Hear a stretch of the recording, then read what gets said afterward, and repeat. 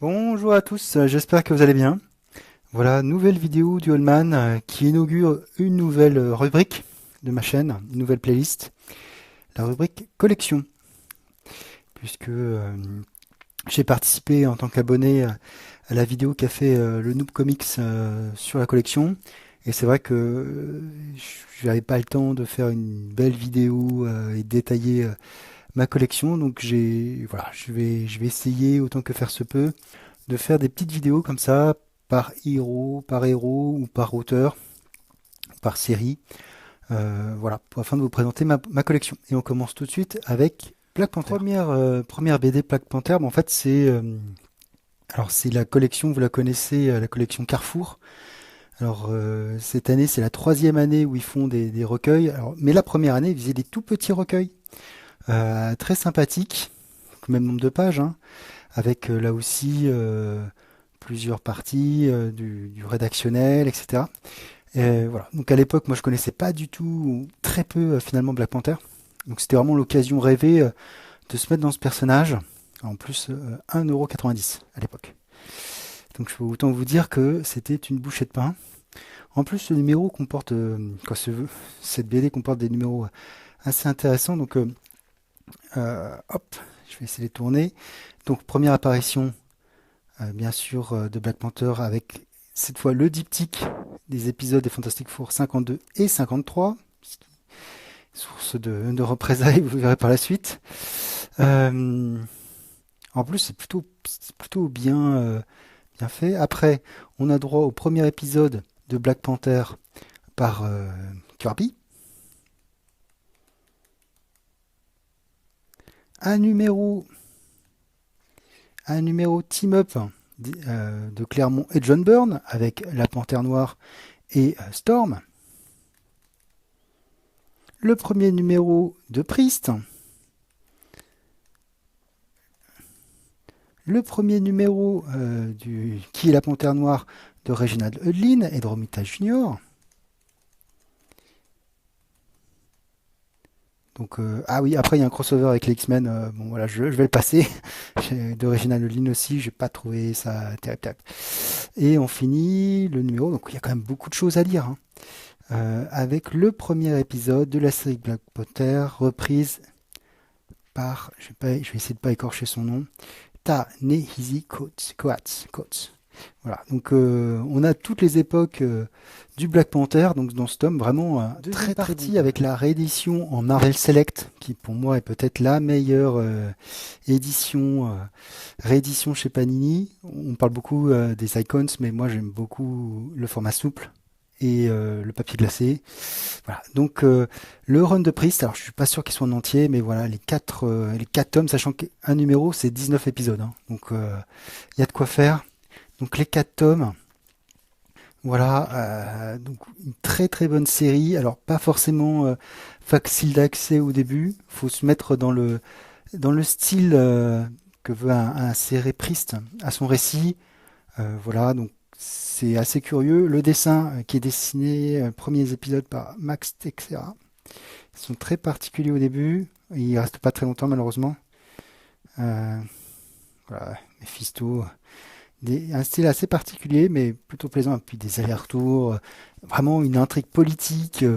Voilà, on n'est pas que dans du super-héros là. Il y a vraiment toute la dimension, comment dire, nation du Wakanda qui existe avec ce Black Panther qui a des obligations, etc. Donc vraiment une très très bonne série si vous avez l'occasion. Voilà, je pense que de toute façon elle est devenue culte. Son auteur est malheureusement catalogué rien que pour ça, mais il a fait plein d'autres choses. Mais voilà, vraiment un très très bon moment. Troisième ouvrage, donc la collection rouge des meilleurs des super-héros pour ceux qui le connaissent. Donc c'est le numéro 22. Voilà, qui reprend donc la Panthère Noire, donc les épisodes 52 et 53, et voir le Wakanda et mourir, donc qui se passe pendant l'invasion Secret Invasion de Jason Aaron. Je crois que c'est une des rares fois où c'est édité en fait. Sinon c'est le Monster Marvel Secret Invasion. Donc voilà, si vous voulez voir ces 3 épisodes qui sont scénarisés par Jason Aaron. et dessiné par, je ne sais plus, parce que le style est plutôt pas mal, mais j'ai du mal à voir. Je vous redirai dans les commentaires dans les descriptions qui c'est, mais voilà. Donc 5 épisodes. Alors bon, bah voilà, quoi. Ceux qui font les collections comme ça savent qu'on peut avoir des doublons. Bah, j'ai un petit doublon avec mon petit, voilà, l'épisode 52 est en doublon, mais bon, là, les 52-53 sont en doublon. Mais bon, mais la collection rouge, c'est quatrième ouvrage, la collection noire, avec la- l'ensemble de l'histoire qui est la Panthère Noire, donc dessiné par Romita Junior et scénarisé par Reginald Hudlin, avec l'apparition de Shuri. Voilà, parce qu'on la connaît dans les films, mais en fait Shuri n'apparaît qu'à ce moment-là dans l'histoire. Donc relativement tardivement, puisqu'on a eu donc le run de McGregor dont je parlerai, le run de Priest, et on arrive à ce run-là où ce personnage et la famille de T'Challa est comment dire est décrite un peu plus en détail, même s'il y a du retcon. Mais alors un premier tome plutôt plaisant. La suite, je crois, a été sortie peut-être dans X-Men, X-Men Extra, etc. La suite, je suis un peu plus mitigé, sachant qu'après, Reginald Lynn a fait une série en 12 sur Shuri uniquement. Voilà. Je, je suis un peu mitigé sur cet auteur, mais ce numéro, en tout cas, reste un indispensable. Dernière partie de la vidéo avec les intégrales Black Panther. Donc avec la première partie 1966-1975, Doug McGregor.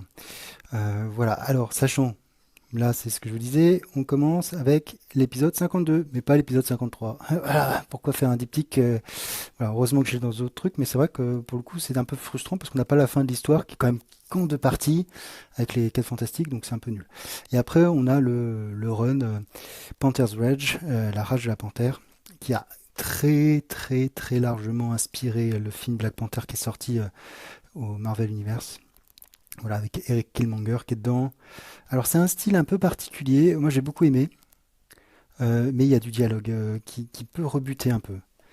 Qui peut rebuter parce qu'il y a beaucoup de dialogue, beaucoup de monologues, beaucoup de choses. Est-ce qu'on va voir? Je vais vous montrer la scène de la comment dire. Ah oui, puis il y a des pages. Regardez, ça, allez, espace Crimson Midnight. Il y a des trucs qui sont vraiment pas mal. Je vais pas retrouver la scène où forcément, où est-ce que je veux dire, de la cascade, hein. Voilà. Euh, mais allié dans ce comics, hein, donc je vais essayer de la retrouver quand même. Et là, sur une double page, donc voilà, Eric Killmonger qui jette T'Challa de la falaise. Voilà, donc je sais pas abîmer mon numéro. Je vais reposer. Donc après, on enchaîne avec la deuxième intégrale qui reprend les épisodes de Kirby cette fois. Alors Kirby, lui, ça se termine sur, comment dire, le run de McGregor. En tout cas, cette partie-là se termine sur un affrontement contre le Ku Klux Klan, etc. Kirby s'en fout, hein. Il commence son histoire avec un autre truc, il a tout oublié, il s'en fout. Carrément. Bon, là aussi, le run de Kirby, c'est quand même assez plaisant. Il y a des choses qui sont un peu vieillots dans la narration, etc. Mais ouais, c'est dynamique, il y a du dynamisme. Après, on peut passer certaines erreurs, voilà. On peut être tolérant vis-à-vis du King. Euh, donc voilà, et puis troisième tome, qui est le dernier paru. Il y a un quatrième qui devrait sortir l'année prochaine, a priori, en janvier. Voilà, donc on a 88, sachant qu'après 88, il y a encore une intégrale, et après, c'est Priest qu'on a vu tout à l'heure. Donc vous voyez, il n'y a pas grand-chose en fait sur Black Panther. Et bon, ce qui manque à cette intégrale, c'est forcément ses apparitions dans les comment dire, dans les Vengeurs. Voilà, bon, bah, après, bon, faut acheter les intégrales Vengeurs, quoi. Bon. Et là, donc ça termine le run de, comment dire, de McGregor proprement, et celui de Kirby aussi, parce que Kirby n'a pas fini totalement son run, hein, ce dernier épisode n'a pas été écrit par lui, enfin bref. Bon, c'est plutôt plaisant aussi, voilà, c'est plutôt sympathique. Ah, je trouve que la dernière histoire est très typée années 80, mais voilà. Si cette vidéo vous a plu, n'hésitez pas à commenter, liker, disliker, à vous abonner à ma chaîne si vous le souhaitez. Et sur ce, je vous dis ciao!